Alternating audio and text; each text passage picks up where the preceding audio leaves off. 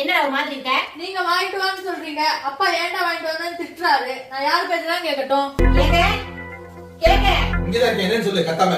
என்னங்க இப்பதே நம்ம பிள்ளை நம்ம பேச கேட்க ஆரம்பிச்சிருக்கா, அதுக்குள்ள ஏன்டா வாங்கிட்டு வந்தே திட்டுனீங்களாம்ல. அவன் என்ன வாங்கிட்டு வந்தான்னு தெரியாம நீ வாட்டுக்கு வெவ்வேறு கத்திக்கிட்டு இருக்க. அதுக்கு ஏன் வாய்க்குள்ள தண்ணி வச்சு வாய் கொப்பிக்கிற மாதிரி காய வச்சிருக்கியே? தங்கம் நீ என்னடி வாங்கிட்டு வந்த சாமி? நான் முட்டை வாங்கிட்டு வந்தேம்மா. பாத்தீங்கன்னா புள்ள குழம்புக்கு முட்டை வாங்கிட்டு வந்திருக்கேன், அவனை பெருமையா பேசாம இப்படி ஏசிக்கிட்டு இருக்கீங்களே. தங்கம் காசு எதிரி கூரட்ட குப்பை. அவன் பரீட்சையில முட்டை வாங்கிட்டு வந்திருக்கேன், அவனை போய் கொஞ்சிக்கிட்டு இருக்க. பரிசையில முட்டை வாங்கினேன். நீங்க தானம்மா சொன்னீங்க என்னன்னு பரீட்சையில முட்டை வாங்கிட்டு சொன்னாலா?